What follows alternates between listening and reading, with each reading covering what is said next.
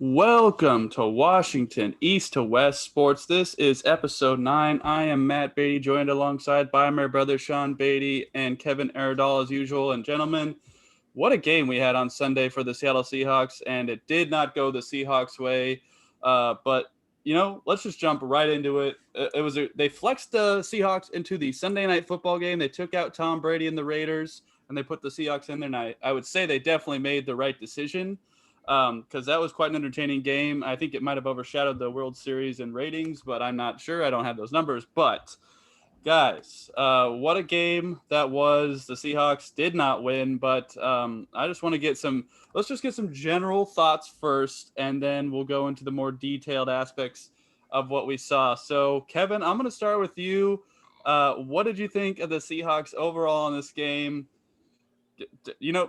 Have them look into your eyes if you want them to. Have the 12s look into your eyes if you want. We're not going to get there quite yet. But yeah, this was a tale of two halves, pretty much. The first half, everything was clicking very well. Although I would rather see touchdowns than the two field goals, of course. But, that's going to happen. Jason Myers has to do his job every now and then. So, but 27 points in the first half was really impressive. And I thought about even tweeting at Sean and being like, you thought we weren't going to get to the 40s, in halftime, and we're already at 27. And then the second half happened where we just it was just a mixture of a lot of stuff. Russell playing bad. The O-line on blocks was a lot worse. It could have been it could have been adjustments by the defense too. Like the defense of Arizona played solid. And just, oh man. And like play calling, Russell, a whole bunch of stuff. Yeah.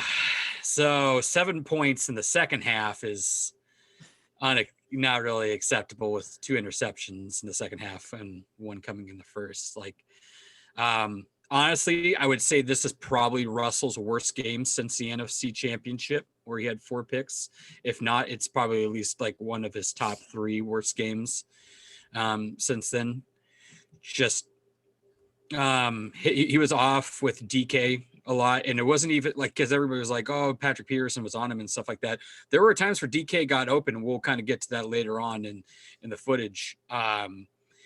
That Russell just missed opportunities. And there was also not only even DK, there was missed plays where he just did check downs or took a sack or where there was somebody open and then like in the overtime, like he just got, I don't know what happened. I don't know if I got a theory about that. You'll like that one, Kevin. I don't know if the hit messed him up, because he did get hit pretty hard in overtime and then just kind of got scared. Like, especially this is the one team, like without Chandler Jones, I was like, oh, this should be easy street. And it was for like the O-line held up for the most part.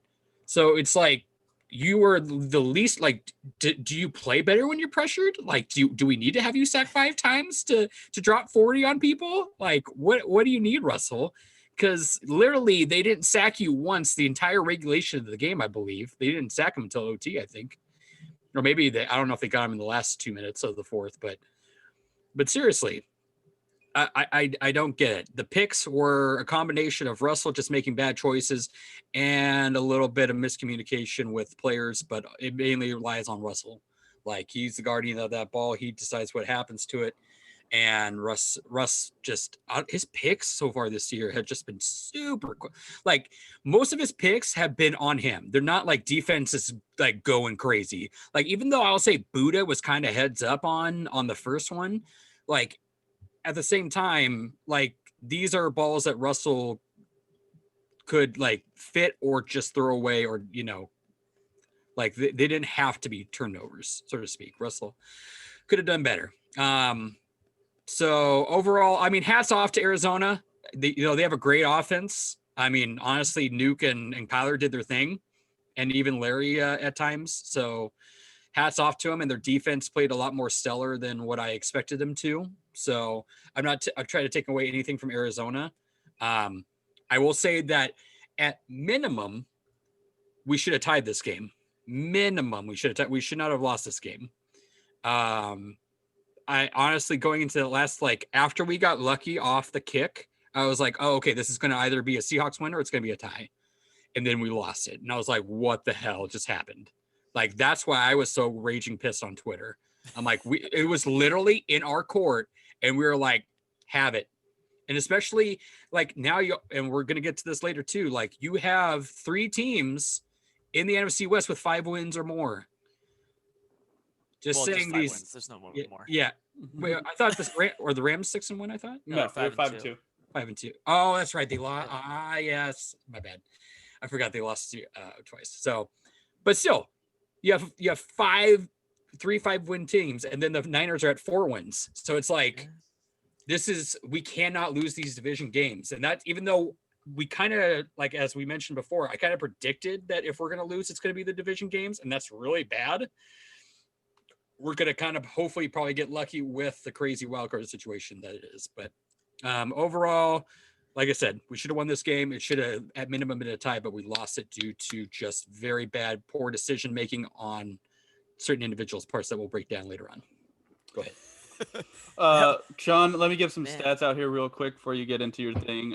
Russ was 33 of 50, 388, 3 touchdowns, 3 picks. He was the leading rusher with 6 carries for 84 yards. Carlos Hyde was the next leading rusher, 15 carries, 68 yards, and a touchdown.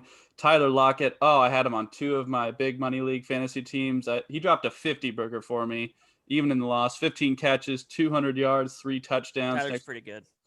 Next closest guy was David Moore with 3 catches for 54. I was about to say, in one of our leagues, I was going to ask Sean how it felt to have the wrath of Tyler. I honestly haven't even looked.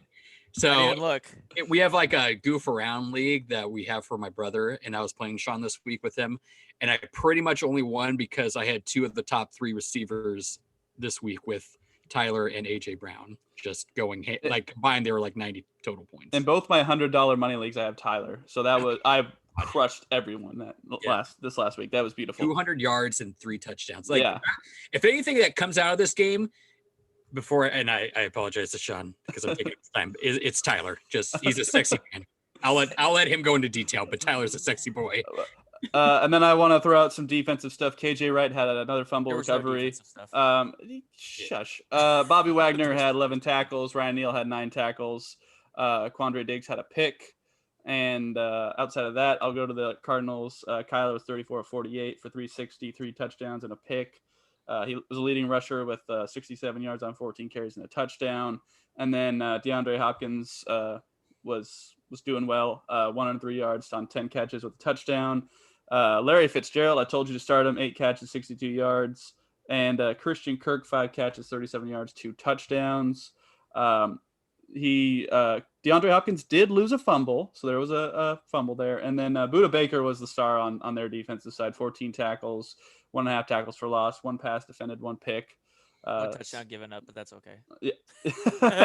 Well, we'll ignore that. Yeah. Sean, what did you think of the Seahawks in this one? Overall thoughts? Kevin went for a while, so I'll say. Go ahead. I apologize. The offense actually was pretty good. I mean, anytime you score almost 40 points, you played pretty well. You could have scored more in the second half, but you did your part. The defense is bad. I would say the 2 guys, the O-line played pretty well, and Tyler obviously played super well. It shows that having 2 monster receivers is awesome because they shifted some coverage to DK, and then Tyler ate him alive. Like, you cannot leave Tyler alone or he will kill you. And he did. The O-line played pretty well. Like Kevin said, the second half, though, I think Arizona adjusted, and the O-line isn't actually that good. Again, a lot of what I said earlier was, I think, a couple weeks prior was kind of their scheme and how they would catch teams off guard. They had a couple injuries during the game, and that O-line just they didn't even really blitz. They just showed different coverages and the miscommunication and things like that. They kept getting hits. They kept getting free rushers, too, occasionally. It got sloppy in the second half. It got a lot more sloppy, and Russell paid for it. The defense was not great. The D-line was horrible, as I think everybody knows at this point. I will say I gave Brooks a lot of crap, especially on Twitter when the game started. But he actually, during the game, he did a lot of very nice things. So I'll take that back. He proved me wrong. Neal actually played pretty well, too. Russ made some mistakes. 2, I'd say, picks were on miscommunication. which are partially Russell's fault, and then one was just horrible. I will also say, Kevin, it was kind of ironic that last week you said someone getting hit in the mouth, and then Russell got hit in the mouth and then collapsed. But Yeah, it's true. so no one likes to get hit in the mouth. Yeah, I guess that's pretty much it. I will say this though, like Kevin said, we need to play well. We haven't actually beat any good teams this year. So all the teams we beat are below 500. So when we give crap to like the 49ers and all these other teams for not beating any good teams, we haven't either. So writing us off as like, oh, we're this great team, we're gonna be this, whatever this is. We haven't we beat Minnesota, the Patriots, they have 2 wins. Like what are we thinking we're gonna dominate this division for? We really like the first real test and we lost in overtime. Now I'll agree with Kevin. We were probably the better team. We had more chances. We also had a chance that Kevin had talked about in the regulation where we didn't then just ran the ball 3 times and didn't let Russell throw the ball. Yeah, that was. I don't know why that happened, but we should have probably won in regulation, but we didn't. So but again, I also said these games happen. No team's going to go 16-0. You're going to get a hiccup here and there. And I think people look into it too much. I think it was a hiccup. I don't think it was too much more than that. I was kind of playing devil's advocate with myself, I realized, but yeah. No, it's all good. Yeah. Well, as the only person who picked this game correctly, let me jump in here. So this game was kind of the exact opposite of how the Seahawks have won throughout the last few years. Like normally they're like bad the first half and play really well the second half and somehow win the game. This one, it was the exact opposite. They played a lot better in the first half. Overall, the 2 turnovers cancel each other out with Hopkins fumbling and the Russ pick. Oh, wait, hold on. Did I not call last week 10 catches, 100 yards, and I said 2 touchdowns for Hopkins? He had 11 for 103 and 1 touchdown. He had 10 for 103. I'm so sorry that I was wrong on the second touchdown, guys. Yes, I'm so sorry. You should be. You should be. Idiot. But I thought that the defense, I think we all can realize at this point they were bad. I thought they were definitely good enough to win. They should have won the game. The Seahawks definitely should have, especially when you win the coin toss in overtime. You could easily go down there and score a touchdown with how good that offense is. They didn't do that. And then once Russ got the ball back after the timeout for the trying to avoid the delay of game where he made it, I was like, I'm pretty sure he's going to miss this one, and he did. And I thought that was the opportunity that the Seahawks were going to take to win it, and it just didn't work out. That was a bad throw by Russ, and then you got a third chance, and he was able to put it through. But overall, I thought that the offense looked pretty good. I mean, the 3 picks, obviously, everybody wants those back. But overall, I thought the offense was pretty good. Most of the players on the team had like 2 to 3 catches besides Tyler, who was a beast. So he's spreading the ball out. He's finding different receivers. And I thought the offense was pretty good. The defense, I mean, if the defense is this bad, and I've seen a lot of things on Twitter, Dan Quinn, bring in a defensive tackle, Everson Griffin. If the defense is this bad, I don't feel like one player is going to make that much of a difference at this point. We could talk about Damon Snacks Harrison. We could talk about bringing in another guy from another team. But at this point, I don't think one guy is really going to make that much of a difference. And honestly, I mean, Jaron Reed, Poona Ford, some of the, those guys have done it for us before. So I think they have it in them. It's just a matter of actually doing it. And the secondary, I mean, Legion Boom's gone. Like it's gone, and we got to accept that. And teams are just going to be able to throw all over us. And no Jamal Adams, so maybe this defense gets a little better. But I don't see any reason to suspect why this defense will get any better throughout the rest of the year. And I think we're just going to have to win shootouts. I think that's just how it's going to have to be. It has too much talent I think Kevin will agree. It has too much talent for this to be acceptable, though. Like that secondary is loaded. I agree. Now they are hurt. And unfortunately, they got hurt different times. Dunbar's hurt early. Then Adams got hurt. So they don't have many games together is the problem. And I talked about this before the season started. They need games to work on communication. It's going to be a little sloppy, and unfortunately, they still don't have that yet. But I mean, like Kevin said, like you kick 2 field goals, you turn the ball over 3 times.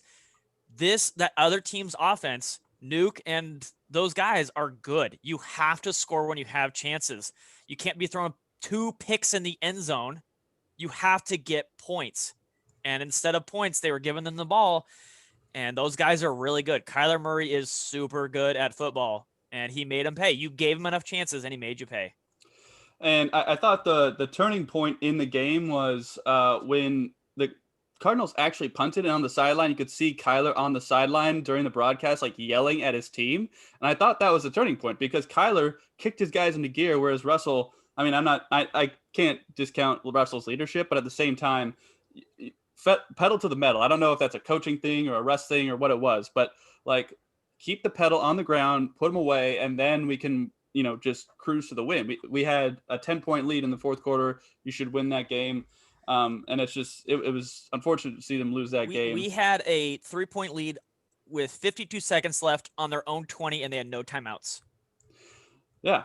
But we let them march down the field. But that's true. That's true. But I also want to say, like, I feel like offenses in this era can't do that. We saw that with the Falcons. Just in the same week. It's different. So yes, many it's different. yards. It's different. It's a yard a second. But the Lions had to go even farther and score a touchdown. Now, granted, the Falcons' defense is bad, but I think that's just offenses in today's NFL. Like, they're going to be able to score quickly. They're going to be able to throw the ball down the field. They're going to be able to put up points fast. Like, that opening drive for the Seahawks was, 4 minutes? And they just drove down the field and made a nice statement in the beginning. But, they just petered out at the end, and you gotta be able to do it for 4 quarters. I want to talk about a few plays in particular. I saw a lot on the national media attention about the DK chase down. What did you guys think of that? I thought it was a really good hustle play. I don't necessarily think it's that amazing of a play outside of that, but what did you guys think of it? Go ahead, Kevin. Oh, okay. Yeah, it was impressive. I mean, we all know DK has elite speed, but the fact that he's coming off his route and he's already like 5 to 10 yards behind him and then just plays. I watched that in slow-mo, and that was actually even more impressive just to watch him like look like he's at normal speed in slow-mo with Buda Baker on him. And to go to maintain that speed at that distance. Yeah, it was impressive. Like, everybody's like, oh, it's a play of the year. And I'm just like, he's fast. And I'm like, I get it. It was a special moment. I don't know if it's play of the year, but it was just a really cool moment to see. And it honestly, had we won this or tied it, we could eventually say that saved our butt, because it did. It stopped a touchdown. And then they also didn't score on it too. They went for it, and just didn't do it. And honestly, we should have taken advantage of that, but we didn't. So, yeah, overall, DK's fast. So he outstrided Buda Baker. Buda's short, DK's tall, and the stride overtook it. God, it was funny watching Russell trying to do it, and then you just see DK in full stride just go, and then Russell's like, "You got it, bro." Just like, you go get that, man. Russell's not that fast anymore. He's not a young buck anymore. Let the young guy run. Yeah. Plus, I don't want that man tearing anything. Yeah. Don't pop a hammy. Yeah. Do not pop a hammy. No, you let Russell just sit and watch. Yep. Just for folks who are tuning into the show, we're going to do plays in our last half hour of the show. We're going to save all that for later. So I know some people have tuned in, saw it's an hour and a half, and all of us breaking down plays and have been like, whoa, but all that's going to be at the end. So if you really want to be the diehard Seahawks fan, watch the plays, check that out. Tweet at myself. I'm at Beatty_Matt. Sean is at Sean_Beatty. Kevin is at Kev Believes, with the first E and Believes being a 3. Let us know what you thought of the game. Let us know. He doesn't believe anymore. He doesn't. I believe. I believe. I just don't like losing sloppiness. I don't like watching. And to kind of add on to Sean's punch in the mouth thing, because this was very uncharacteristic of Russell. Because Russell did get punched in the mouth toward the end, and then he didn't take his ball and go home. He just freaked out. He did not. He is not Aaron Rodgers on the sideline. No, for sure. No. But he, God, I don't he just regressed to high school Russell, and was just and we'll get to that in the plays later. But yeah, it was very uncharacteristic of Russell. And I mean, yeah. Well, I think Kevin said it shows that this team is built on one person. They're leaning on Russell a lot, and if Russell's not doing it, this team just looks like nothing. This defense isn't there. And I want to bring up another point as well. I mean, Chris Carson left the game in the first half, and we had Carlos Hyde. We had a little bit of Travis Homer. We had DJ Dallas in overtime. Both got hurt. Hyde and Homer got hurt. They were both hurt at the end of the game. So all we've got now is DJ Dallas, and I think the other two will play though. But yeah, they're nicked up. yeah. So I mean, what do you guys think of this backfield if Carson misses? It sounds like it's a couple weeks. I mean, is it even more rust cooking? Like, And Will Dissly running back. and Will Dissly at running back? God. Just run a tight end out there. Let's just do it. I mean, Carlos Hyde, you guys have not liked him, but granted, 15 carries, 68 yards, 4.5 average, and a touchdown. I mean, it wasn't like what? I'm going to talk about him since you guys wanted to Go ahead. talk about doing defense, and I'll do offense here. Hyde is very average.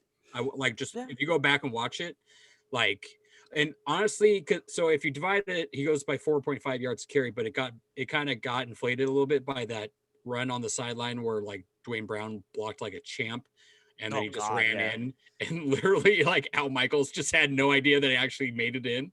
With a little, ooh, ooh, ooh. That was adorable, but God, especially like because he missed a lot of lanes that were open. He had a cutback on one play I think it was in the fourth, where he could have gone for like 15 plus yards and like ran straight forward and just got tackled for like 2 yards. I was like, what the, I literally see open field and it's just like forward. And I'm like, what are you doing, bro? I'm like, literally, I'm like the gates of heaven have opened to your left side. And yeah, so, and I hate that we're paying him so much too, because he's not a bad back, but he's just an average back. I'd rather spend the money elsewhere. Yeah, and the fact that we spent so much on him, and like at this moment, I'm just kind of hoping and praying that Rashad Penny gets healthy soon. Like tomorrow. I want like how far out is he? Like I want an update from Pete. Like where is Rashad Penny at? He's on the pub, right? Like he can't play till week 8, right? Isn't that? But week 8 is 2 weeks away. No, this week 8's this next week. Yeah, this week is it? No, it's week 7. No, that was week 7, wasn't it? We just played. We had a bye week was week 6. Oh yeah, okay. We just played week 7. Yeah, sorry so about this that. is week 8. Yeah, my bad. So he should be able to return after that. So what I would say is just run DJ Dallas but just do play action, and honestly, the run plays weren't working, and the fact that Sean mentioned were in the regulation time, they got it back and they just went run, and then they had to punt it. I was like, why with an injured Hyde too? Yeah. And I'm like, I get you're trying to get them to waste their touchdowns and stuff like that, but Russell literally could throw the ball and do the same thing. Yeah, sure, they won't have a touchdown, but you're literally having a better chance of getting that first down with Russell throwing it than a average Hyde who's hurt running it 3 times. Or what about read option and use Hyde as a decoy and let Russell go, or something, just anything. And plus, our O-line blocking was just terrible in the run game for the second half. We only had 2 good runs that were maybe 8 yards. In that whole second half, it was not great. So the fact that I get they want to kill clock, but this where it goes back to Pete being a little bit too conservative, trust in Russell to get that for you. We need to stop when it's clock management and you the 1984 is just creeping up on Pete. You want to run the ball. You want to run the ball even though literally new age statistics hey, Russell can pass that ball, make a completion, the clock still runs. Yes, it's a risk that if he doesn't complete it, that but the fact that you have one of the best quarterbacks in the league, your statistics go up significantly to where you are going to have, it's going to happen. Yep. That's literally how we won in Philly in the playoffs. They weren't we threw it to DK for 20 yards and just ended it, deuces, and it's done. We could have ran that ball and they could have gotten it back, but no. Pete trusted his nuts. He told 1984 to go away, and he threw the ball. Why don't we do that? Especially in the year that we're letting Russ cook. Why are we running it? And that holding from Moore just killed my soul. It wasn't even needed. It wasn't even needed. And there's no way. I've seen some Seahawks fans talking about it online. It was the definition of holding. I think Moore owes him breakfast. It was that bad. And the Mayoa freaking leverage. On the field goal. I'm like, what are you doing? I'm like, we're the reason that you can't do that now. Why are we trying to pull a Bobby and Cam Chancellor and go over? We got some bad flags against us in that game, but those two were legitimate flags. You cannot complain about those flags. I will complain about the Bobby Wagner on third and Yeah. something where he kind of he hits the guy in the back as it's an incomplete pass, and that's not a penalty. BS. That is him playing. Yeah, and that was his BS route. too. Yeah. Yeah, But, like literally, what happens if he catches the ball? Then he's supposed to just let him go. Yeah, I mean that one was bad, but like the Moore flag, oh my gosh, that was the definition of holding. And he would have got a minimum the first down anyways. He might not have scored, but he gets the first down minimum. And I'm like, you weren't even really in the play more, and you blew everything. And also, speaking of bad plays, as we saw on Twitter earlier, I think someone posted it. Why is Trey Flowers like 15 yards off in coverage on DeAndre Hopkins when they need to like it's 3rd and 15? It was that last drive where they had 52 seconds to go 60 yards. And Trey Flowers is off eating an ice cream cone like 20 yards downfield. I'm like, what are we doing? Oh no, that was an overtime. But yeah, like why are you so far back? Like.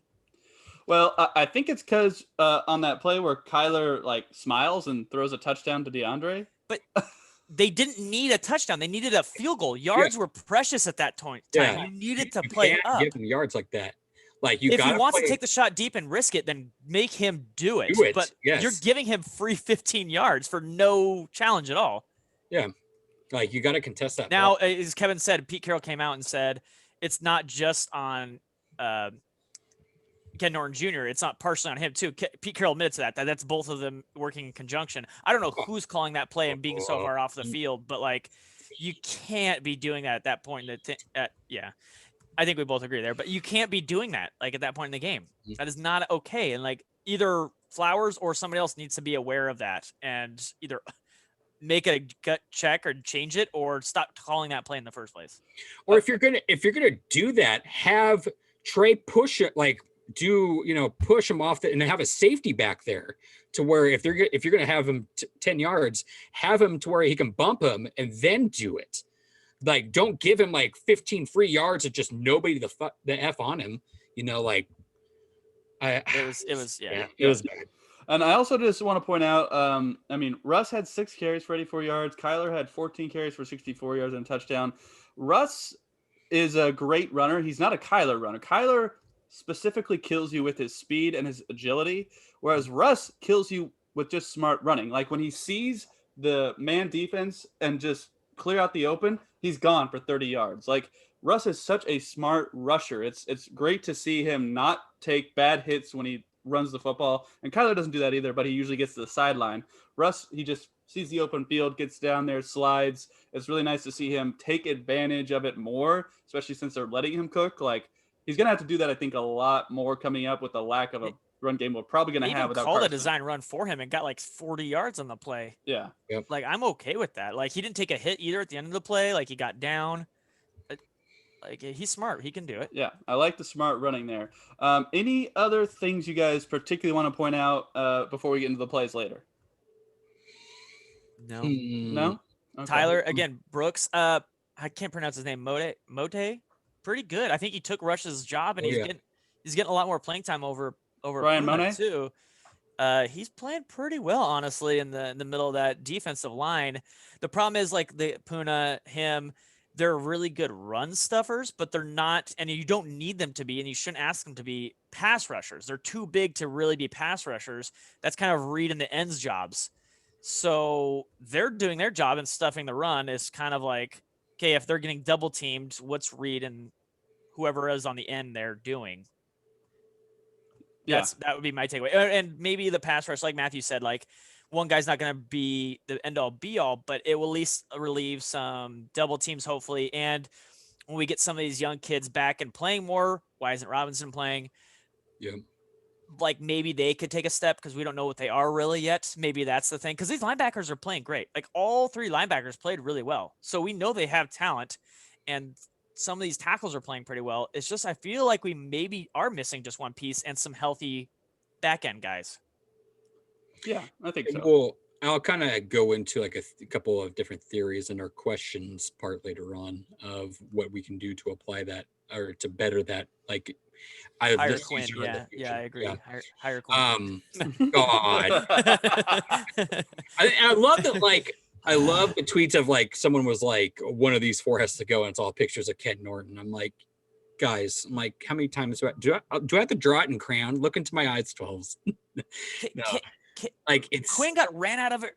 Fucking Atlanta, sorry, but like he doesn't have the LB in Seattle. He's not going to be the old coach. He's not going to come and be like, "All right, we're going Pete to." Carroll runs this defense. Like I don't know how many times I They have to like just don't have pound the that talent.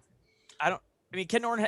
We can agree Ken Norton probably hasn't been amazing, Yeah, but like Quinn coming in is like, "Oh crap, I don't have the LB back here. How am I supposed to do this?" I'm like, "Yeah, that's kind of the problem right now. You don't have the LB back there." Yeah, I saw on a former coach I used to cover's Facebook. He mentioned that he wanted Quinn, and I said, "Did you see that defense in Atlanta? Like, why would that give you any confidence to bring in Dan Quinn? I don't understand it." But let's take a quick break here, and we'll be back to talk about the NFC West here in just a second. And welcome back to Washington East to West Sports. So let's talk about the vaunted NFC West. So we were playing an NFC West opponent this week. So the 49ers went into New England and just absolutely dominated the Patriots 33-6. And then last night on Monday Night Football, the Bears defense scored more points than the Bears offense in a Rams 24-10 win. I'm going to start with the 49ers Pats game. I wanted to bring up this topic in particular. I feel like COVID is affecting things a little bit more than it might seem. Because, I mean, correct me if I'm wrong, guys, but wasn't Cam out for 2 weeks with COVID and he got back like, the Thursday before the game? And then he was able. I thought he only missed 1 week. I thought he missed. Okay, he only missed 1 week.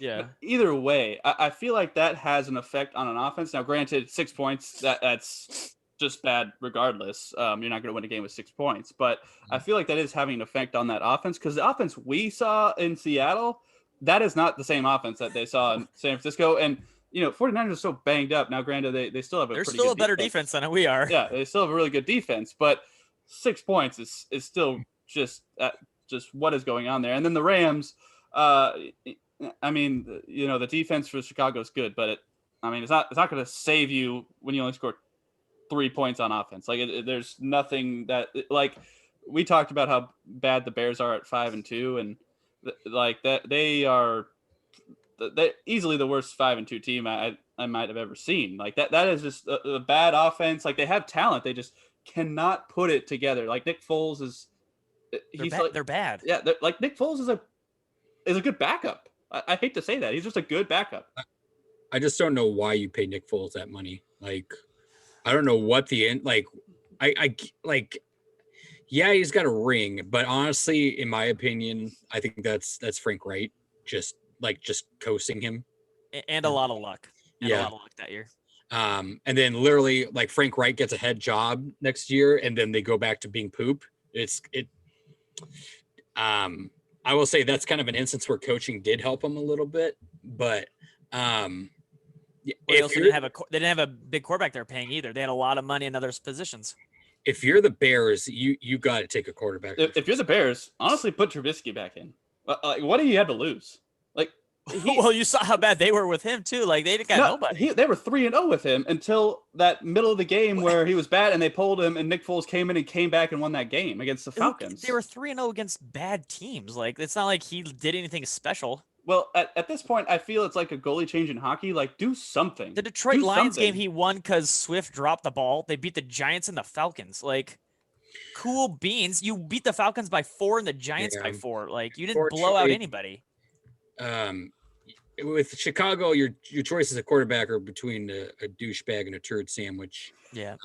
Literally, I kind of have to go with Matt a little bit here. I would put Trubisky in just because he's more mobile and kind of gives you an option to have a chance outside the pocket. You could do play action just because Nick Foles is just so unathletically just awful outside the pocket. Like he can't. I'm not saying like I'm not going with Trubisky. I'm just saying it's just like you said, they're both crap. Like who really cares? Who really cares? That's not a guarantee you're gonna like. In my opinion, he gives you a slightly better chance just because of mobility. I think Nick Foles is more accurate, but with the fact that you have a terrible O-line, like you have to go with a more mobile quarterback. Now, if you had a better O-line that could give you protection, like on a more consistent basis, then I would say Foles.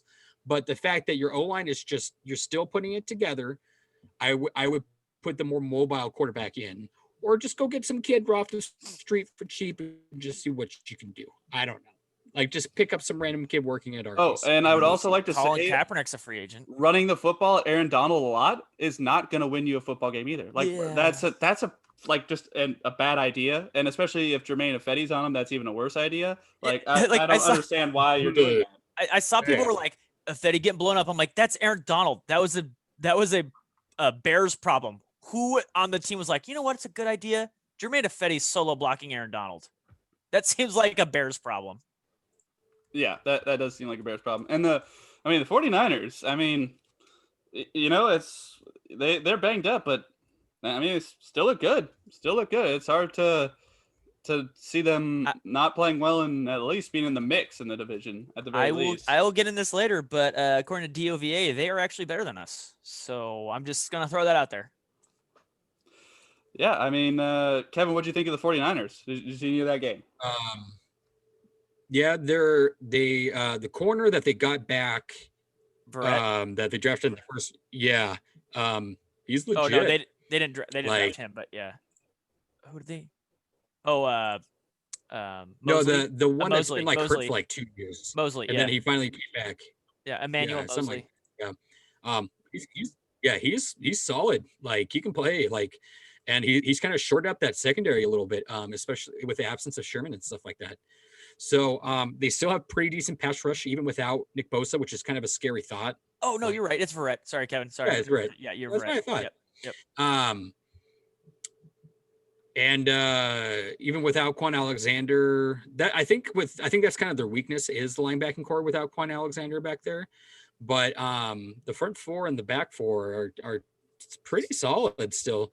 The run game, like, they have a good O-line that's going to keep that run game solid. It doesn't matter who they had freaking Wilson, who we've seen before. He got hurt. He's done for the year. I know he's done for the year, but like, he was their like third back, and like I think it was like 3 years ago when Nick, their quarterback, Nick Mullins. Nick Mullins started against us. Like, Wilson had like 100-yard game against us. It was at home. I think it's the Shanahan effect. They just run running backs out there. It doesn't matter who it is. So it doesn't matter who you put back there with a good O-line and the schemes that they have. Like, they have running backs that are capable of going 100 yards on you. Like, you have to respect it.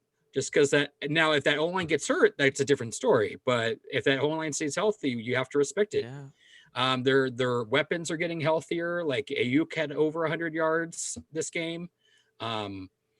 So Devo looks a lot better. Like I said, you have an NFC West with the last place team being 4-3. Like, everybody's above 500 in the NFC West. This is scary. They were even saying on Sunday Night Football, like, there's literally a chance where all 3 wildcard teams could be from us. Like, that's a possibility. If the playoffs started now, all 4 teams would be in right now.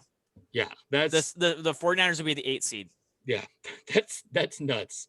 Like, yeah, I would love to see it, to be honest. Actually, that'd be terrifying. That'd be absolutely terrifying. It would be, yeah. Like, oh man, I do not want to see Arizona pull this BS in CenturyLink in the playoffs. I don't want to see that. But honestly, going back on last week's people asking how we're gonna end, like, I don't know, man. Like, we could lose more, like, division. Now, outside of the division, I think we're gonna win. Like, I don't see really any other team that kind of scares me. Watch out for Buffalo. Bills, yeah, but that defense in Buffalo. Well, the Bills have played. Bills defense is good. The Bills have played 2 good teams and got smacked in the mouth both times. So they barely beat the Jets last week. Like, they got absolutely blasted by the Titans and Chiefs. Like, let's just put that in there. So now it is a scary thought of Josh Allen with a deep threat on that terrible defense. That is scary. That's what I'm worried about. But once again, if it goes to a shootout, I trust Russell over Josh Allen. And that's honestly, that's what it's going to probably have to be, is a shootout. But Kevin, you're not worried about the Giants, Jets, or Washington football team outside of the division? Man. No, I mean, we better win those 3 games. Like, that's all I gotta say. Now, I could see Ron Rivera pulling some. Don't you even dare! Don't you put that out in the universe! Don't you dare! You know, I mean, we've seen that front seven get after some O-lines. So I'm just saying it's a possibility. Don't Now, even dare. if that happens, then you just have to trust the one-on-one matchups because that secondary back there in Washington is not great. And I would trust Tyler and DK to just have the one-on-ones to where Russell can just take an instant shot downfield and go for a 50-50 ball, and I trust him to win it. But yeah, that should be some easy ones there. It's just the division is going to be nuts this year. Like, honestly, if I'm the NFL, like I try to put every NFC West division game in primetime. Just do it. Like, honestly, it's money. Like we just saw it. Like it was a money game. Like Sure. I don't see why you wouldn't because So was the game I would have flexed. Oh, the Titans in Pittsburgh. Yeah, that was a good game. But what was the question again? It was about the 49ers, but I don't know how you got on that tangent. Yeah, sorry. Well, we talked about the 49ers, but they're like I good. said, all right, well let's go to Twitter here. So I want to touch on some subject really quick. So Sure. Brett on Twitter asks, how much are you going to gloat since you picked the Cardinals to win? I just want to state for the record, our uncle Sean, you can back me up on this. He is a diehard Seahawks fan, always has been, always will be. And I heard that he was mad that I picked the Cardinals, which, all right, fine. But at the same time, I just have to say, you have to be able to take your fan and be able to separate it from reality. Like we said on the show, they're not going to win every game, as we just saw.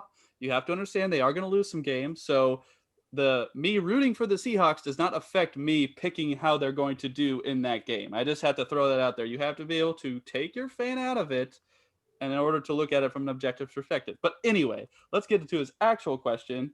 Pressure is an issue for this iteration of the Seahawks. Pete seems to think it will be better with Adams' return, but that exposes an already thin secondary. What is your ideal move right now, and how much are you willing to give up? We saw that Everson Griffin was traded to Detroit for a 6th-round pick. I think you guys are willing to. That would have been my move, but then I think you guys are willing to part with. Are you willing to part with any draft picks at this point? Let me ask you that. Like 4th round or greater, or is that what we're talking here? It depends on the player, though. Like, I mean, if you're gonna say, I don't know, JJ Watt, we'll have to have the conversation because it comes down to how much money we're gonna take. Because he's making a lot of money, we're gonna have to cut some people for it. But if you're giving me JJ Watt, I would easily give you a 2nd rounder for him because he is different because he can play in and out. He could play tackle and he could play end. I'd give you a 4th rounder for him. But, well, I mean, seeing if you get a 4th rounder, you have to take the whole contract. And yeah, okay. So that's if you want issue. If you want JJ Watt is not the same player though. Like a 2nd-round pick. But we also don't have Bill O'Brien gifting us things anymore. So. Yeah. Oh man, yeah, we should have got it before. Actually, we should blame the game on Bill O'Brien for yesterday because they have DeAndre Hopkins and they shouldn't. He's still the 13th best defensive lineman in football graded right now. So let's just be clear. He is still very good at football. But so my devil's advocate is the bill always comes due. You get him for a 2nd-round pick, but then that's your future. Like our future is already boned with the Adams trade. I know, but like how much more of a hole are we gonna dig? Like we've already lost 2 1st-round picks. We're gonna have to pay Jamal Adams stupid amount of money. We're gonna have to drop a corner and pay, either pay Shaq or pay Quentin Dunbar. Like the bill comes due. We can't just keep giving up draft picks. We got to get young talent, young blood in there. I think at that point, if it comes to it, you would take the end because that's clearly a need, and you just let both corners walk. Well, let me throw this out there to Kevin. Okay. Are we a Super Bowl contender this year? Well, yes. Then why not go for it? So the defense has to play better for it to be a yes. Okay, so here's the thing. Well, then why not go for it? Here's the Seahawks prayer that every 12th man needs to pray tonight. Okay, there's 2 things for us to get this. And there's 2 things without relying on getting outside help, because like I said, the bill comes due, and eventually you're just going to be screwing the 36-year-old Russell down the road. You have to pray for Jamal Adams staying healthy for the rest of the season. And you have to pray that Darrell Taylor comes back healthy and is the second coming of Jesus. You have to also play Jamal Adams plays better than he did when he was playing, but yeah. But no, but that's the thing though. So you need pass rush. That's all you like. The rest, the corners are going to do their thing. Like I have a feeling they'll hold off enough to where if they stay healthy, if Dunbar and Shaq both stay healthy with Diggs back there, I think that's enough. Like if you get some pressure on them with this addition of Snacks in the middle, everybody's like, oh, Snacks is going to be a difference maker. I don't think he will be. I think he'll help a little bit, especially stir up the run game to where we're not giving up crazy chunks of 9 yards in the second half like we did. Holy crap. But you have to pray that Darrell Taylor is just amazing. The like athletic freak that we all that Pete thought he was. And that's your guy. And then you combine that with weird blitzes by Jamal Adams, adding Ryan Neal in every now and then or Dunbar in, and to mold that pressure. And then you just hope Jaron Reed also still plays like he did not Arizona game, but the Vikings game. That's your prayers for tonight, 12th man. Like that's literally your saving grace for this defense. Because other than that, you have to rely on Russell shooting out everybody. And that's what you should do, because that's where the majority of the contracts being paid this season are. Like majority of the contracts are on offense with $112 million. You have to do it. Like Russell's going to have to shoot out people and you're going to have to figure it out. And I forgot one more prayer that you let Josh Gordon play. That's another thing. Like, especially as we already mentioned with DK and Tyler just we just missed out on the Antonio Brown sweepstakes, unfortunately. Oh gosh. Kevin, my issue to you is Darrell Taylor even going to play this year? See, that's the thing. You got to help. That's the prayer. That's the prayer. So he has to play and then he has to be amazing. I can't bank on that. I mean, the fact that he's got the crazy speed that they talk about. So Well, he might not have it anymore. He has a major injury. That, or you bring up Alton Robinson and he just figures his crap out. But other than that, if it doesn't happen, Russell Wilson has to play shootout. Like they can't be this conservative, like run the ball to slow the clock down. You have to hit the gas with Russell and go. You have to try to drop 40 or more points every week. I say you kind of let the kids play, let this secondary get healthy, and just run them out there no matter what. No switching, no doing anything else. They have to try to figure it out because they have to just, like Kevin said, they don't have to play amazing. They just have to play okay. And if okay with this offense is enough. Yeah, I right now they're not playing okay. So right now they are not absolutely. a Super Bowl contender. Yeah, go ahead, Kevin. I was going to say my option instead of getting JJ Watt, because I think that's going to cost too much, especially with Brian, our big buddy Brian being gone. We love you, man. Thank you for helping us, except for the Cardinals. But see if you can get a 5th rounder for Alton Robinson. He's been playing. Alton Smith. Oh yeah. Oh, God, Alton Robinson. Sorry. That's my boy. Sorry. They both have the same name. Alton. Mr. Alton Smith, go get him. Like seriously, like he's been doing things down in Dallas. I think he loved playing for Pete. So do it. He's been solid. But I wouldn't go anything higher than a 4th. And even then I'm scared at that. Like, and I don't think he gets, I don't know if you get Alton Smith for that though. God, with the fact that because he is what, third, he's 29, 30. Because he's 31. Oh, okay. But he's hasn't played. He's not hurt. Yeah. He's much cheaper than Griffin was. Like he's basically making no money. So he has value because he's making so little money. It's true. So I think he's going to cost a little more. So, yeah, that's the prayer. Yeah. At this point, I don't see any move that is going to improve the defense enough to make it. Like, I mean, I understand the pass rush, but I unfortunately am going to agree with Sean on this one. Like, let's just see what we got and hope it's good enough. Like, that's all we can really do. Blitz more, I guess. Like the blitzing was terrible. They blitzed in Arizona and they just didn't even get there. Like Ugo didn't get anywhere close, but you've got to try. You've got to get some pressure. And that's a little bit easier to do with our, let's just, I'm going to segue right into our preview here. It's going to be a lot easier to do with Jimmy Garoppolo than it is with Kyler Murray. So let's just at least leave it at that. But like Kevin said, it's a better O-line though. Like that might not be easier. Like they're going to block that. okay, let's talk about this. So Seahawks are hosting San Francisco 125 at CenturyLink. We just talked about how they were crushing the Patriots 33-6, and they are now above 500. So this is going to be an interesting game. Obviously offense, all you got to do is let Russ cook, and it's going to be a lot tougher this game than, if you guys can correct me if I'm wrong, but probably your best test yet for defense, I would say, right? Yeah. Okay. Yeah. So it's going to be his toughest test yet, and that secondary is better than anything he's faced before.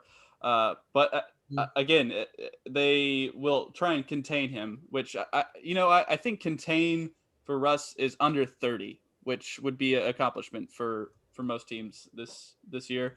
And then on the defensive side, San Francisco is an old school ball club. They're going to run the ball down the throat with that offensive line. And the Seahawks haven't been, absolutely terrible against the run. They were decent against Arizona. But I think the linebackers are going to come into a lot of play in this game to make sure they hit those gaps and make sure that they keep whoever is running the football. I heard on the fantasy show that I'm not going to say anything because I'm going to pick him up. But there's a You've running got to back. say it. This is Nope, the podcast. I'm not. No, fine. it's not All right. fantasy. His last name's Hasty, I believe. Yes. Yeah, I already own him. Like, good luck. Oh, darn. I actually overrid it, and I haven't. Oh, okay. Well, I'm in last place, so it doesn't really matter. But it's going to be stopping the run really game. Do own him. And it's gonna, and I don't see much of a threat in the passing game with Jimmy G. They have George Kittle, which you're gonna want to obviously you're gonna want to receivers, like you're gonna want to try and treat him like DeAndre Hopkins and just you can't really push George Kittle around. Just try and contain him a little bit. Don't let him get like 13 catches. Maybe just limit it to 8. But what do you guys think of this matchup? Sean, I'm gonna throw it to you first. Brandon and Debo, like those two guys, they're doing enough. Like they're not. I'm not saying that like Julio. They're doing enough, but would you be comfortable with playing just man coverage on him, like letting Shaq or Quentin Dunbar play one-on-one with him? Because if you want to take away George, yeah, exactly. You have to. I don't think I'm comfortable with it even now, but you have to. So they're going to. It's okay. We had to stop Kittle. And I'll say this, like they are the 9th ranked rush defense, the Seahawks are. So I think they'll be, because their linebackers are playing great, the Seahawks. However, this team is so shifting how they move the running backs around, and that O-line is so good that I don't think they've seen a running game like this. They're the number 2 rushing offense in the league in effective and efficiency. So that's going to be the issue. They're going to kill some clock. And then you've got to let Russell cook. So it might be one of those situations where it's reversed in the last couple of years, where you're putting pressure on the other team. Seattle, do not get away from your stuff. Do not think you have to do something you don't. Don't get cute. Russell will give him full control. Let's do this thing. It's gonna get spicy. It's gonna freaking get spicy. Kevin, what are your thoughts on this game? Okay. Let me turn in here. Yeah. As we already mentioned, they have a good O-line. Doesn't matter. Like, honestly, behind that O-line, I'm probably going to average 4 yards a carry if I'm running back there with my fat butt. Seriously, it's the main thing you have to. George Kittle's probably going to have 100 yards against us. It's like the DeAndre Hopkins thing. Someone's going to have 100 yards plus. Jimmy Garoppolo will probably throw for over 300 on us. That's kind of a sad truth. And they'll probably run. I don't know if they'll have the craziest running game. Like, as Sean mentioned, our running game is getting better. And if you bring in Snacks this week, which it sounds like he might with Rush being cut, I think that will shore up the run in a little bit more too, to where they can have in the second half, our defensive tackles aren't just gassed to where we're giving up like 9 yards of rush. They can kind of interchange out and take some breaks. Yeah, Russell is going to have more complete like Russell can't have the sloppiness like he had in the Arizona game. Like each drive has to be successful that he goes down there, because they're going to eat up clock. Like if you look at the Arizona game, like every time Arizona had it on defense, like I had to keep scrolling down because they just took so much freaking time off the clock. Like each drive was like 9 minutes. And I was like, oh my God. And then Russell's like dinking and dunking. And I'm like, oh man, I think if Russell's going to attack anywhere, like I said, it's going to be the linebacking core without Quan Alexander in there. I think you kind of go through the middle, maybe get Disley and Greg Olson involved a little bit. Jacob Hollister, yep. Or my boy Cody Parkinson, give him a try. See how they like a 6'8" in their mouth. Yeah. So, yeah, especially with Luke Wilson, like they healthy scratched Luke Wilson. So I was like, Cody Parkinson's gonna play, and then he didn't even freaking get a snap. I was so upset. But yeah, we'll see how it goes. I think this is gonna be a close game. I honestly wouldn't be surprised if we lose it. And we'll kind of go into the scores a little bit later, but hopefully stuff gets cleaned up. I hope Russell like goes into like focus mode and just shoves out Ciara and just like I'm gonna focus on tape this whole week. I'm like, I don't think that's a problem. I don't think that's gonna happen. No, I don't. Well, I don't think that's a problem with Russell. Yeah, that was a terrible birthday gift to Ciara too. That was her birthday on Sunday. Gosh, no, I'm kidding. But yeah, hopefully they'll just get like play wise. Like Shoddy needs to get a little bit more creative. There was a lot of just kind of same old Seahawks slop that we kind of did, and it was just poorly executed. So I think we're gonna have to get a little bit more creative offensively and defensively. You just got to pray Jamal Adams suspect to get like a little bit of pressure on that really good O line. And honestly, we don't even know if Shaq's gonna play because he was out with a concussion. So I hope he's back, but Shaq might be a game time decision. Like I hope he plays. So all right, well, let's make some predictions. I'll go ahead and start. Like I said in the beginning, I think each team wins at home. So I think the Seahawks will win this one, and I am going to do 27-24. I think this is lower scoring, but enough scoring to be a fairly entertaining game. I'm going to take 27-24. Who wants to go next? Make Kevin do it. Kevin? Oh, I'm going to hide. I'm going to hide. Man, I have been really back and forth at this one with my brain all day at work. Just because I think Snack, even though I just said earlier, Snack is not going to make a difference. I think Snack makes a difference in this game because they run the ball. Like in the running game, I think that will make a difference. Like having not just him, but just having like freshness, like you can rotate out, like I said. So if he plays, I think that'll make a huge difference, and having Jamal Adams in there to get pressures. So if I knew now if they were going to play or not, that would kind of keen my decision. If they're healthy and they play. For those that don't know this, we're recording on Tuesday. We really don't know a whole lot what's happening with injuries wise. Man, I say they bounce back. Honestly, I could if the Niners win, I'm not surprised. I could see this going 2 losses in a row. What's the score, Kevin? We can't afford it either, too, especially in this division. What's the score? Seahawks win it 33-30. Ooh, okay. Oh, I see a San Francisco prediction. That's what it looks like. No, I have Seahawks. I will say I want the Seahawks the 49ers might play really deep cover 2. And I want Russell to take what they give you and don't force anything deep. That means Shoddy, stop calling everything deep and have something underneath and take what they give you. If they're running cover 2 deep, please don't run 2 deep routes into it. Run 1 and then run a crosser over the middle or anything shorter than 20 yards, just something. I think they do that. Or Russell runs because that usually the corners are running backwards and not looking at that point. I say it's low scoring, though. I say 21-20. Seahawks win by 1. Whoa. 21-20. Because Kevin said, okay. I think they're going to eat a bunch of clock. They're going to get some scoring drives, but they're going to kick some field goals. They're not going to score touchdowns in there, and they're going to kick some field goals, and the Seahawks will get some drives, but that defense is still pretty good, and they're going to get in Russell's face. I think they will struggle in the first half.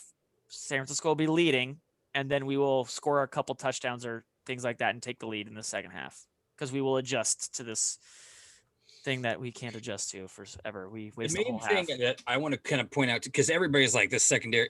So this is the more rounded. We face it more. I think Pats had the better secondary. And the Dolphins have 2 really good corners too. Yes. Though Byron Jones was out that game. But still, like, I mean, just in general, yeah. like, yeah. So as far as secondary wise, even though, like I said, Veray is like good for being gone for 2 years, I think we could still like dunk on them a little bit. Now, like as Sean said, if they're going to do what the Vikings did and go 2 safeties deep, stop playing into that crap. Don't waste a whole half doing the same thing. Like, adjust quicker. Yeah. Man. But I think this is going to be a balanced defense to where you're not going to have Bosa in your face the whole time, but you're still going to have a lot more pressure than what New England showed you. You still got a couple guys who can get after him. But less skilled in the backfield as well. Yeah.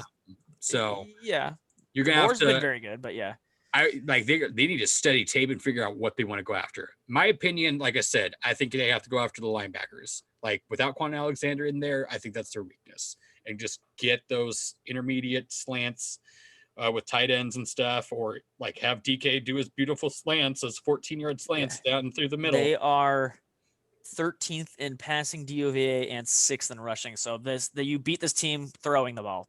And you're going to have hurt running backs. Do not force the run into this defensive line. Oh, my God. Throw the ball. Yes. Like, I only run it on play. Like, don't even do this power run bullshit. You will have to run the ball a little bit. Well, I don't want to see Hyde 15 carries in this D-line. I don't want to see that. And stop. And also to these Homer haters, too. Like, go back and watch the tape, kids. Other than the random touchdown that we got because of a great Dwayne Brown block, like the outside running game was terrible again. Terrible. Because of blocks. And it was Hyde. It was Hyde taking those things too. So it's like it's not all Homer. It's just bad blocking on outside runs.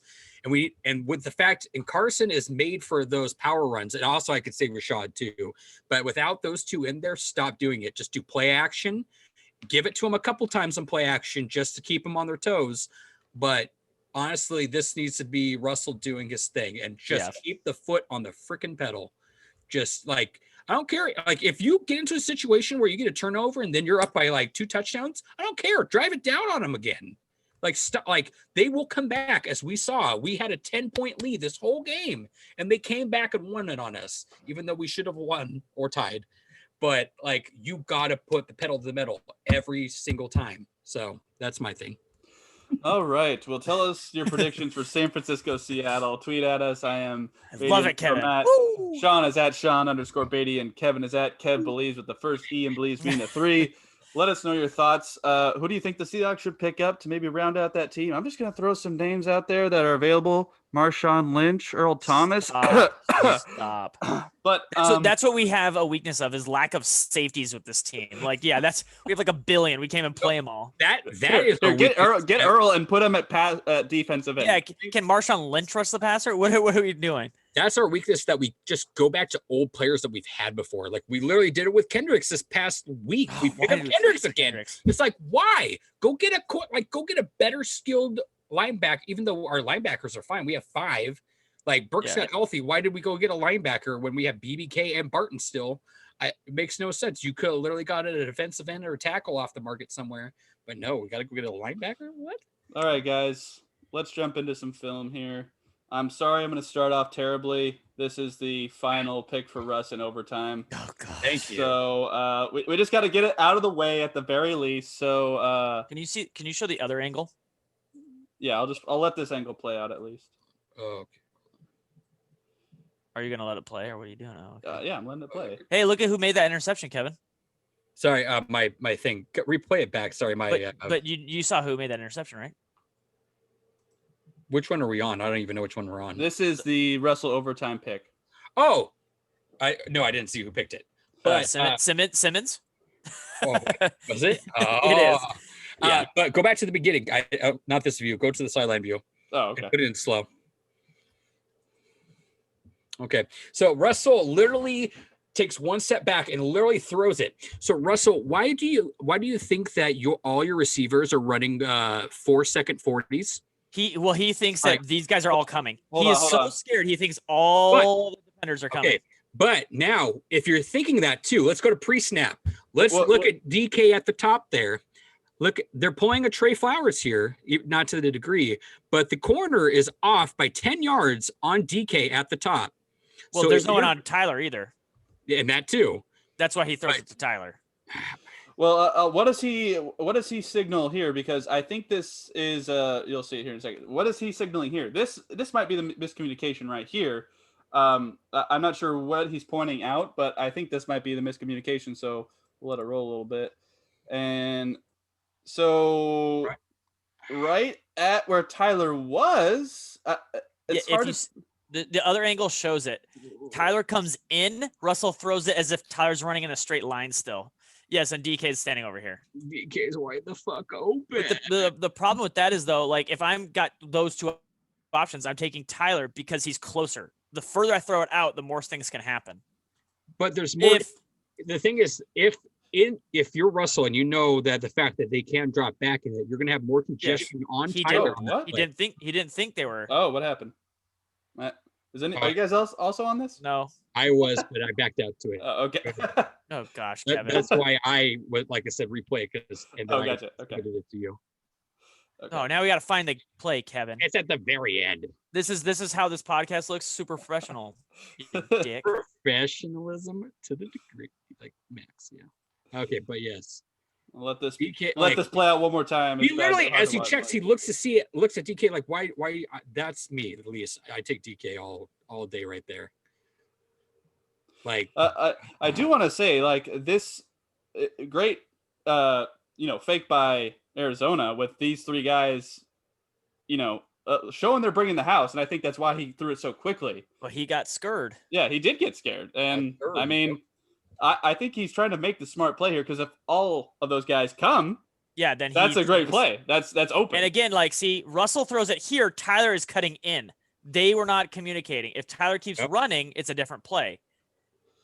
But they didn't communicate on this play. One cut in, Russell threw it as if he's going straight. He thought the house was coming, and that's why it was out so quick. I mean, and Tyler saw the house wasn't coming and went into where they weren't, and Russell thought the house was coming and threw it to as if they were. Yeah. I mean, he made the hot route. He was like, "Okay, let's go, let's do this thing." At least he did that. But what do you want to see next? go to the second pick. He did the wrong one. What was that at? Go. That was in the third quarter, I believe. Well, you gotta lay out the time, man. My bad. It'll say interception in big, bold freaking letters. It's Myers touchback. Oh gosh. I don't see it. keep going down. End of the third quarter. Well, might as well before we do that, actually go to the one that's after the end of the third quarter. It's The first play. It was the third pick was in the fourth quarter of 12-26. Right here. Go ahead, do that one first. Yeah. Okay, so here's another where DK and Russell are like just off because he thinks that DK is going into the end zone, and then DK looks back to see that Russell is scrambling, and then knows that the corner is going ahead, so he stops to get open, and then Russell throws it over him. You are taught when the quarterback is scrambling to come back to the quarterback, and DK did exactly that. Yep, and then Russell just throws a touchdown ball. Man. Quarterback scrambling Like right here. Yep. Boom. So he's like, corner's going to keep going. I'm going to stop and go wide open here. And then Russell's just like, oh, I'm going to throw it to the end zone. I mean, it's on both. On one hand, I see it. I see what you mean, but at the same time, I think if DK keeps going and both of them keep going, he's trying to get that jump ball touchdown. I think DK wins that. It is a bad throw. Russell absolutely. wasn't DK thought Russell was in more trouble than he was, and there's just like he anticipated. And at the same time, to be devil's advocate to Matt, like if he throws that ball to DK, then DK just has 1-on-1 with 3 yards to get into the end zone. Absolutely, absolutely. So it, like I said, like Russell's like thought process with the receivers was just off this whole second half. It was just completely, and I think it's just because of more adjustments, more pressure in his face, even though he really didn't see a whole lot of pressure, in my opinion. But so you can go to the and also I want to give credit to still one of the great cornerbacks, Patrick Peterson. Like that is a ball that you have to toe tap, so he knows he's trying to throw it to DK and only give it to him. I mean, that's a practice ball, though. Like, there's no one with anywhere near him, and he just has to stand there and catch it. I mean, yeah, but he also has to be cognizant of his feet on the sideline. Like, that's not a Like, could you catch that ball?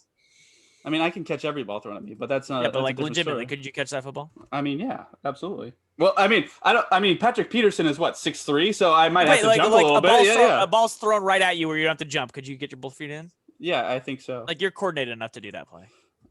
Yeah, I think so. I think I would be able to do that. I'm telling you, Cardinals, I could play that. I could do that. Where am I going? We can go 12-26 on the 4th. It's Russell's other pick. No, that's the one I'm on right now. 12-26. Yeah, sorry. That is the other pick. Oh, then do the next play. The Kyler Murray interception. Yeah. Okay, so this is great. This is the 49ers play of last year. So, Matthew, I'm going to tell you when to pause it. So go slow motion right when the play is about to start. And I'll tell you when to pause it. So this is the whole interceptions don't mean a whole lot situation again here. And this is Kyler is still figuring out how. Okay, when you say that, you mean it as a statistic, right? Yes. Okay. Yes. Like, they are obviously important, but like, okay, so right about when he starts to get ready to throw. Now, okay, so Diggs is doing terrible coverage right here. If this was a good throw, this is totally a completed pass. So when people are like, man, nice pick, Diggs, what is he covering here? It's zone. But yeah, again, like, zone. but he's not stopping the play. Like, he's keeping it in front of him, though. But again, like, what I'm saying with the pick is like he did a great thing. He got a pick. He gets credit for things. If this is just a normal thrown ball, all this is a 10-yard route and comeback. It's an easy pitch and catch. And let it go. And he's even further back now by the time he lets go of it. Like, this is just a horrible ball. And if it's a decently thrown ball, it's 15 yards. Yeah. That's, like, absolutely. That's all I'm saying about the play. I'm not saying anything bad about Diggs specifically, but I'm saying, like, when someone looks at a pick and they're like, man, Diggs did a great thing. I'm like, Diggs didn't do anything. Diggs got thrown to him. I mean, he caught it at least. Yeah, and he actually had to dive a little bit, which was nice. But like, again, like, he didn't like have great coverage on. But him. yeah, like, he's literally 5-6 yards behind the receiver. He's not like, again, like, and Kyler like Murray, 2 yards left of him, and he literally just has to dive to the side. Like, it's like a terrible ball. Be very clear when someone says sacks and picks like are good because they give you this number. Like, he is so far. Like, this is just what is he doing with his feet? Throws it sidearm. Like, it just sails on it. There's no one there. There's like, he missed by 8 yards. Diggs had to go backwards still and dive backwards to catch the ball. Like, yeah, it's a bad throw. Absolutely. It's more of like the whole thing of like, when you say someone was good, don't say picks or sacks because they're all misleading or can be. I mean, yeah, they can be misleading, but also you do have to catch it. We've seen drop picks, all that stuff. So it is still important. Some land right in your lap. Some land right in your lap. Patrick Peterson stood there with no one within 8 yards of him and just caught a pass. So I'm just saying, like. Mm-hmm. I mean, we saw Baker, that. What do we see that with Ryan Neal with that tip ball with Barton? I mean, the ball Buda Baker that was going like 4 yards a mile an hour, and Buda Baker just had to run underneath it. You want to go to that play? We've all seen that play. All right. like, go to the first play of the game, Tyler Lockett. Okay. Ooh, I like it. This is also on Patrick Peterson, by the way. I don't. This is actually great coverage by Patrick. How do you blame Patrick Peterson on this? I'm not and on the touchdown either. I'm not blaming Patrick Peterson. But this is why Tyler is a freaking beast. He's not open. DK is actually way more open. Now, honestly, Carson too. Yeah, Carson too. Yeah. Russ Tyler here, he's even kind of double covered here. Russell, like, I don't know what your madman you're thinking, but you were like, all right, that's a good idea. Well, I mean, he does get this over the top, and that's when he makes the throw. Now, granted, he's really is not over the top. He is like, that is like coverage all day. Like, he had him all the way, and Tyler just went up and got it. I think the safety over the top stayed on. Oh, go back up just a little bit, like right when they're about to throw the ball. You can go a little further back than that, but no, a little bit. Right here, he stays on DK.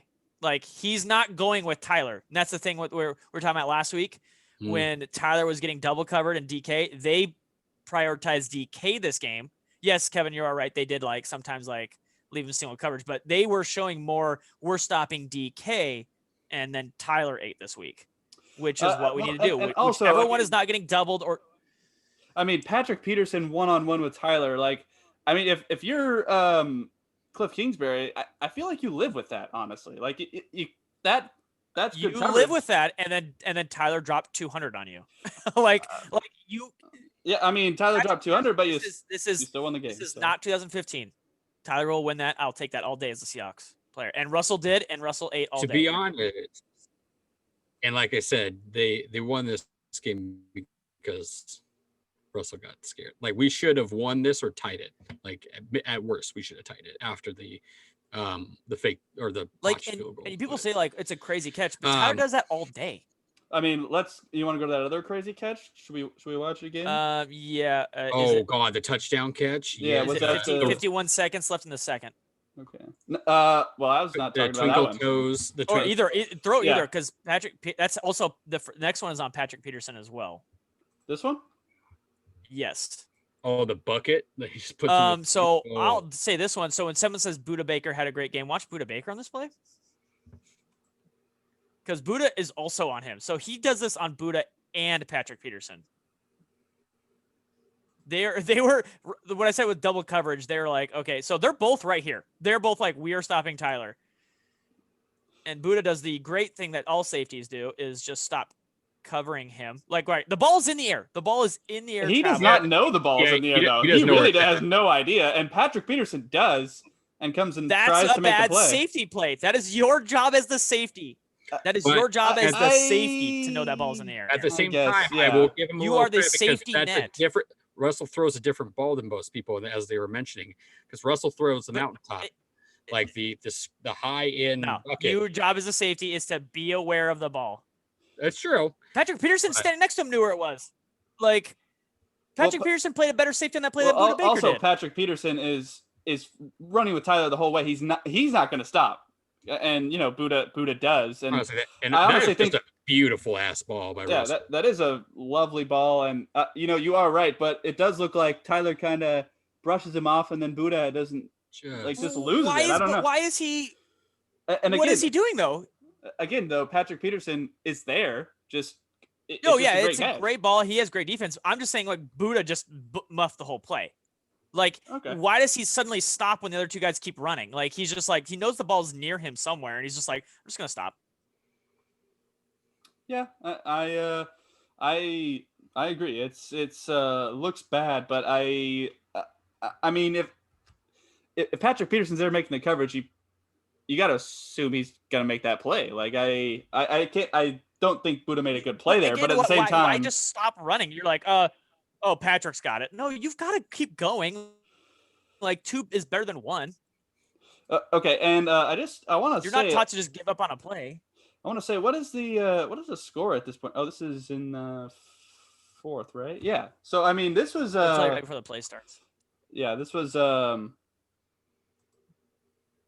the 4th quarter, and I thought this was a very big play, and I thought this was what put it away. Oh gosh, to be honest with you, score's blurred out.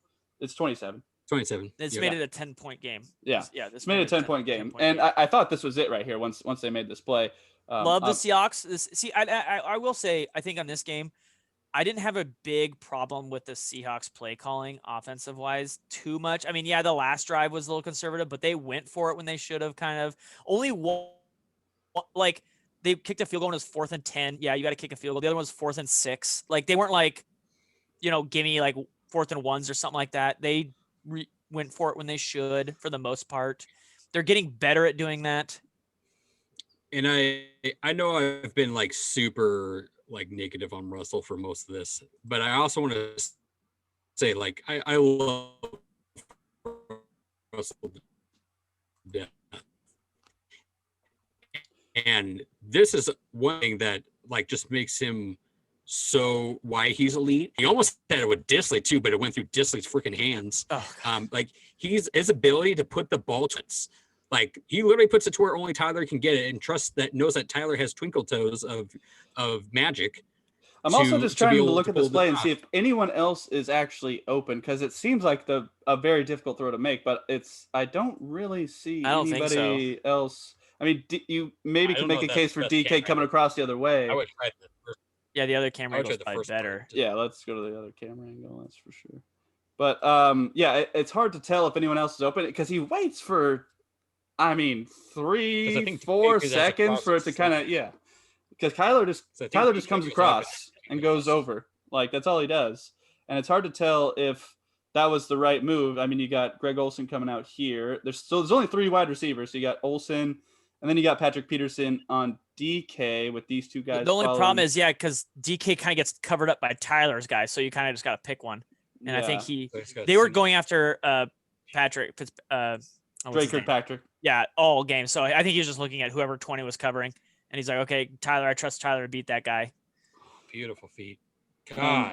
And I don't know about you guys. When I saw that, I'm like, I know that's a touchdown. Like, yeah, I know it is. Tyler, we've seen Tyler do that. Tyler, back of the end zone is just money. Like, honestly, and like, I honestly think I think Doug Baldwin taught him how to do it because Doug Baldwin used to do that crap all the time. And that's the next evolution of DK's game. He can't do that yet.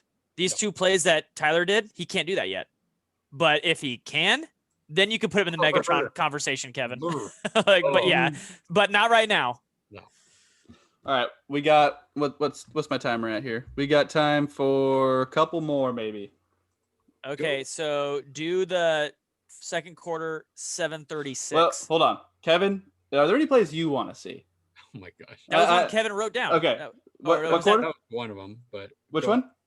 Said second quarter 7:36 is what you said? That's the third down Kyler run. Second quarter. Oh, gotcha. Oh, did you write that down, Kevin, or did Matthew write I that? think I wrote that. I like I said, I was mainly looking at offense this game. Oh, okay.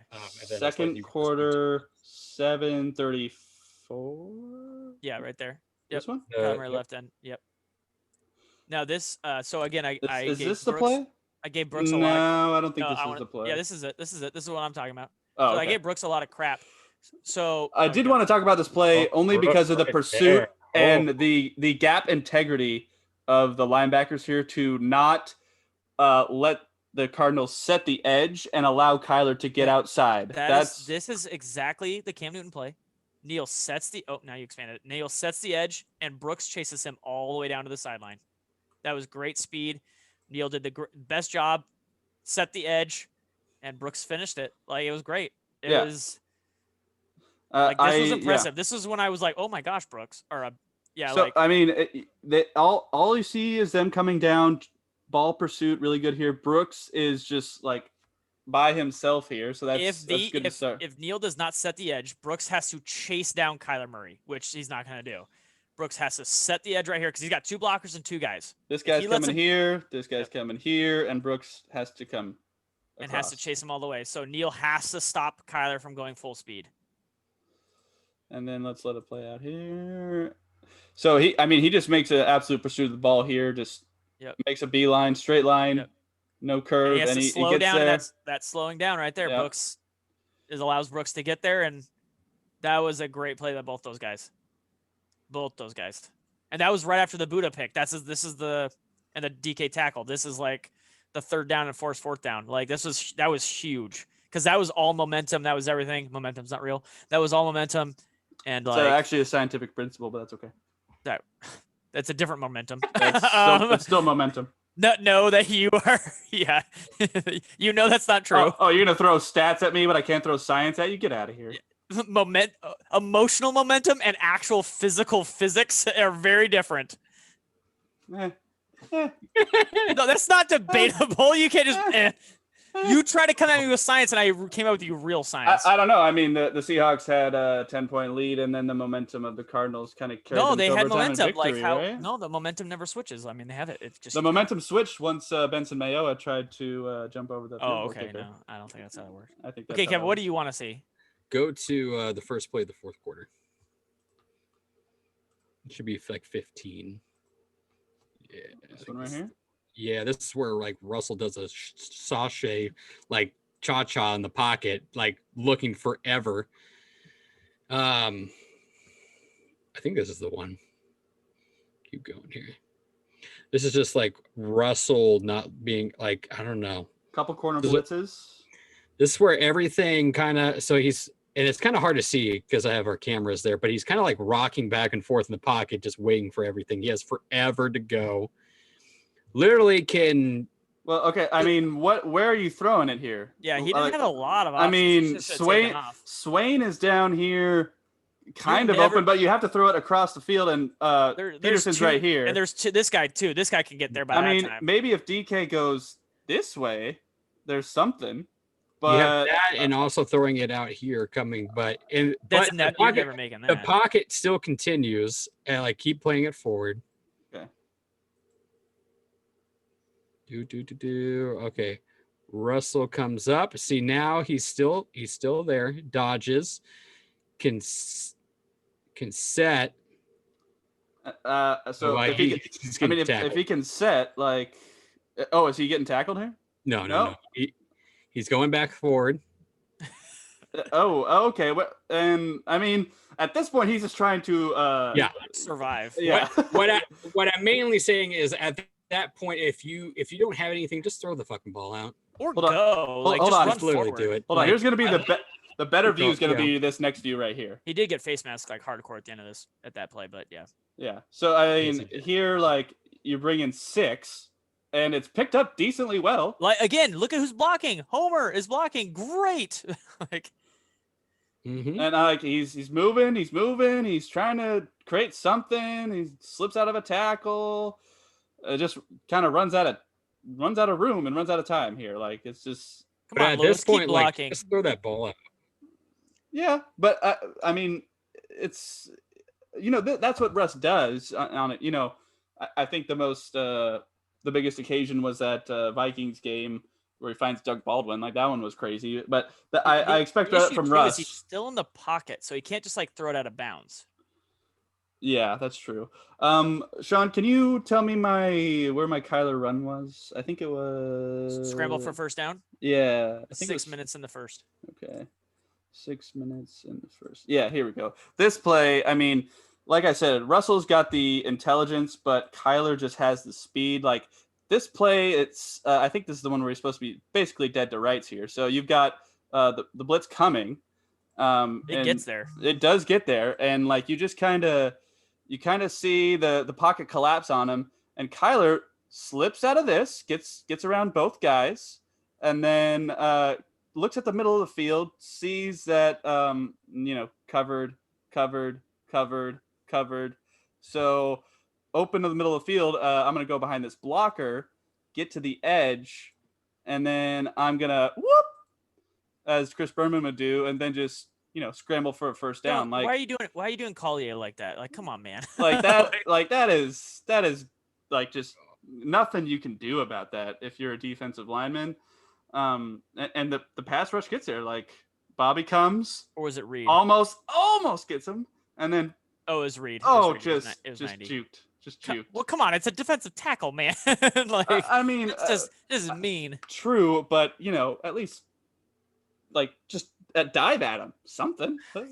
Force him more outside. I don't know. Kyler Murray, man. That's what I said before the game. Don't let him run. That's fair. Keep him in the pocket. Because you're not going to catch him, you want to use your body as a traffic cone at that point. That is fair. To limit the options of where he can run to where your faster players can cut off his lanes.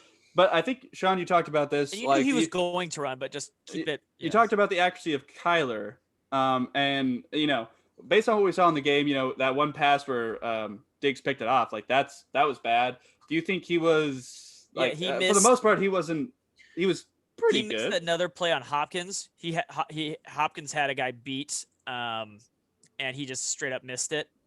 So it's like it's a touchdown if he misses by like a yard. I think Kyler's always kind of been known to be accurate, so I think we're kind of catching a couple of breaks here, especially with the Dallas game too. I think he will clean that stuff up, and if he gets accurate with the deep ball and can do that, we're in trouble as someone in the division. So he's been a little sloppy this year with COVID. Like I think COVID's what you said earlier. Second year in a complicated system, from everything we've heard. No preseason games to really figure this out, and they're kind of figuring out on the fly. That slowed their progression down, and a new wide receiver thrown in right before the season started. So time is. Well, I don't think he's too upset about that one, but no, I get it, but in a year or so, I don't think that play's incomplete. Yeah, and that's what I'm saying. So we kind of got a break on it. Like he literally had the guy beat, and we needed to. We could even look at it. I don't know if you have any time. Yeah, we're running low on time. I just want to touch on a Okay, couple but things yeah. first before we get out of here. The Dodgers have won the World Series, just in case you haven't heard yet. They won 3-1, so Dodgers have a I will chance. say I picked the Dodgers to win the World Series before the season started. I know I went out on a limb. Yeah, Everyone else you was doubting definitely, me. yeah, I picked the for sure. Dodgers. I mean, Oh God, I know. And I'm pretty sure Kevin in our podcast picked the Dodgers too. But I do want to The say original one, I think it did, but then I switched to Atlanta. yeah, stupid. I do want to say also Arizona has a bye this week, so they are off. But what do you guys think of the Rams going to Miami and taking on Tua in his first appearance as the starter this week? Do you see the Rams picking up a win in there? Let's get a quick prediction, Kevin. LA Rams at Miami, 10 a.m. in Miami. I think it could be a close game. It just depends on how well Miami's defense plays against Goff. Like if they can get pressure on him and get Goff out of balance, I think you can keep Tua in that game. And at the same time, too, you're going to have to try to neutralize Mr. Aaron Donald, who's kind of a problem, and make sure that Tua stays alive. But his scrambling ability and ability to make runs on the throws on the run will help him out a little bit. And I'm kind of intrigued to see what happens. I probably will be. Oh wait, no, actually, I will not be watching that game. I'll be at work. But we'll see how mobile he is. Like I don't think we know that yet. I just want to keep him upright if I'm Miami. That's all I'm trying to do. I think they're going to be a little scared and avoid the for hit. him around. And avoid the hit. So just run Gaskin and Aaron Donald like a sacrificial lamb like 40 times. I would say so. Please don't hit Tua. Yeah. I say the Rams probably win, but Kevin's right. Like if Tua is like right, because no one's seen him really other than like 4 or 5 plays or whatever. He could do some things. He's a special talent if he's healthy and right. I bet the safe money is the Rams though. I think they're better right now. I'm gonna take Miami in this one personally. I think you went to the lucky well one too many times, Matthew. No. Hear me out here. I mean, how good were the Rams against the Bears? I have been on the bandwagon that the Dolphins are better than people say. So how good were the Rams against the Bears? Like, were they really that good? I don't say. They were up 24-3 and then just sat down and just let the defense do whatever. Smacked them in the mouth. And the Bears offense is terrible. The Miami offense is actually pretty good, and I think Tua is gonna be like he did in the national championship game when he first showed up, and he's gonna take that team to a win. That's what I think. I would say. I would actually kind of look more at the Giants game versus the Rams, where the Rams only won by a score with a not so good defense and offense kind of holding that Rams team to. Well, the Giants defense is not terrible. And that was 4 weeks ago. Like they put up a decent amount of points since then. But I could say that the defense for Miami is probably a little bit better than the Giants. So, and the offense is also a little bit better than the Giants. And I mean, the Rams aren't Georgia, Kevin, so I think it'll be a little bit tougher. But it's the Giants. I mean, everything's a little better than the Giants. True. That's true. All right. Well, let us know what you thought of the show. Tweet at myself. I'm at Beatty_Matt. Sean is at Sean_Beatty. And Kevin is at KevBelieves with the first E and believes being a 3. He still believes. We also have an email. It is WashingtonEastWestSports@gmail.com. If you want to send us an email as well, that works. If you want to put a comment on our YouTube, that works as well. We'll be moving over to ESN at some point, but for now, just keep following us on YouTube, and we will see you next time. And also make sure to like, share, comment, and subscribe to the channel. Boom. There you go. Smash that subscribe button. Smash it. I'm off the podcast. This is stupid. All right, and we will see you next time on Washington East to West Sports.